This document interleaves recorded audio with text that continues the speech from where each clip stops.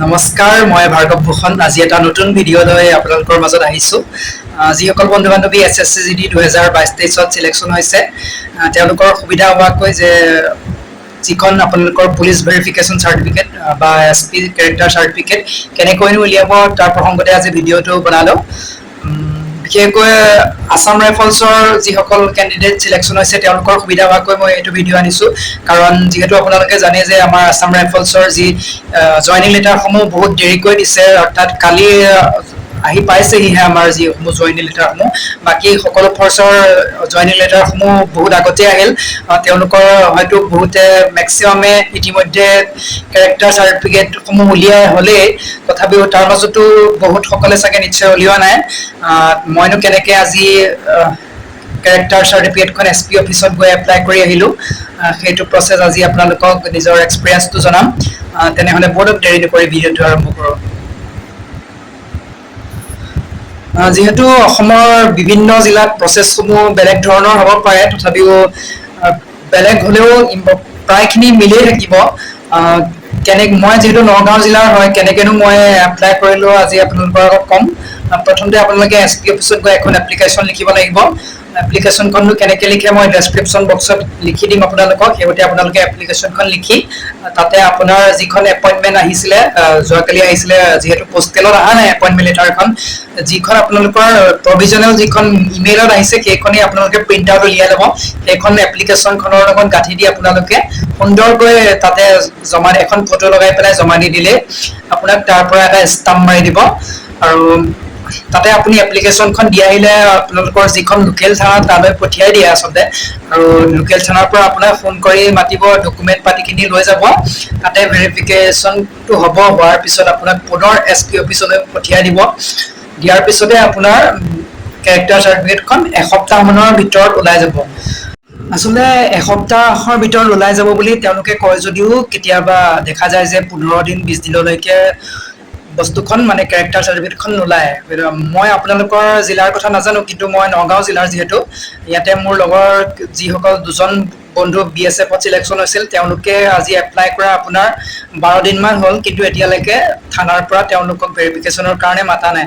গতিকে মই আজি সুধি আহিলোঁ যে যিখিনি এপ্লিকেশ্যন, তাত মই সুধিলোঁ যে এইখন ইয়াতে জমা নিদি মই নিজেই থানালৈ লৈ যাব পাৰিমনে?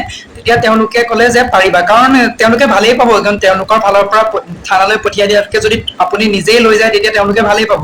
আপুনি কি কৰিব, এপ্লিকেশ্যনখন তাত ষ্টাম্পটো মাৰি দিয়াৰ পিছতে আপুনি এখন আপোনাৰ লোকেল থানালৈ যিসমূহ ডকুমেণ্ট পাতি বিচাৰিব, সেই ডকুমেণ্টখিনিৰ লগতে আপুনি নিজেই লোকেল থানালৈ লৈ যাব।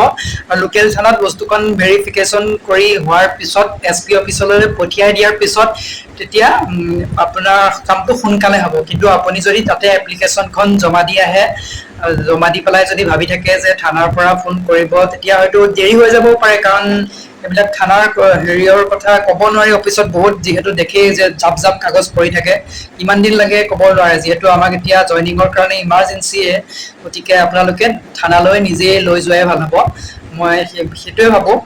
আৰু বাকী যিসকল বন্ধু বান্ধৱীয়ে উলিয়াইছে তেওঁলোকে ক'বচোন বাৰু বাকী প্ৰচেছসমূহ কেনেকৈনো আপোনালোকে উলিয়াইছে। কাৰণ যিহেতু বহুতেই জানে প্ৰচেছসমূহ, কিন্তু মানে মনত এটা ভয় লাগি থাকে যে তেওঁ উলিয়ালেহে মই উলিয়াম, এনেকুৱা এটা ভয় লাগি থাকে চাবচোন। সকলো প্ৰচেছ জনাৰ পিছতো লগৰটোৱে উলিয়ালেহে মই উলিয়াম, তেনেকুৱা এটা ভাৱ আহি থাকে। গতিকে এইখিনিৰ কাৰণে মই আজি ভিডিঅ'টো বনালোঁ যে আপোনালোকে যদি এইখিনি প্ৰচেছ মই কোৱাৰ দৰে এইটো প্ৰচেছ আপুনি জানে, দেৰি নকৰি সুন্দৰকৈ চাৰ্টিফিকেটখন আপোনালোকে এপ্লাই কৰি আহক। কিয়নো যিমানে দেৰি হৈ গৈ থাকিব সিমানে আপোনাৰ সময়ত দৌৰা দৌৰি লাগিলেতো জানেই কিমান দিগদাৰ হয়। আৰু এতিয়াও মই কিছুমান বন্ধুক দেখা পাই আছোঁ, তেওঁলোকে কৈ আছে যে পোষ্টেলত অহাৰ পিছতহে তেওঁলোকে এইবিলাক ডকুমেণ্টৰ যি কাম আছে তেওঁলোকে কৰিব। আচলতে তেনেকুৱা কথা নহয়। কালি মই ভিডিঅ' এটাত কৈছিলোঁ যে আপুনি যিমান দেৰি কৰিব আপোনাৰ পিছত সময়ত মূৰামূৰি টাইমত দৌৰা দৌৰি লাগিব। কাৰণ তেওঁলোকে এতিয়া পোষ্টেলত কিমান দিন লাগে প্ৰথমতে আমি কোনো গেৰেণ্টি দি ক'ব নোৱাৰোঁ। কাৰণ এমাহো লাগিব পাৰে, হয়তো 15 দিনো লাগিব পাৰে, এইটো ক'ব নোৱাৰোঁ। যদি আপুনি ভাবি চাওক, যদি এমাহ দিন লাগে, আজি 27 ছেপ্টেম্বৰৰ পৰা এমাহ হ'লে 27 অক্টোবৰ, মাজত কেইটা দিন থাকিল? গতিকে আপোনালোকে সেইটো ভুল নকৰিব। পুনৰ কৈছোঁ, আপোনালোকে এটা কাম কৰিব, যিটো আপোনালোকৰ ইমেইলত প্ৰিণ্ট আউট আহিছে, পুনৰ কৈছোঁ সেই প্ৰিণ্ট আউটটো আপোনালোকে ধুনীয়াকৈ উলিয়াই লৈ তাতে আপোনাৰ নামটো যিমান নম্বৰত আছে তাতে আপুনি পেনেদি আপুনি চিন এটা টিক মাৰি দিব।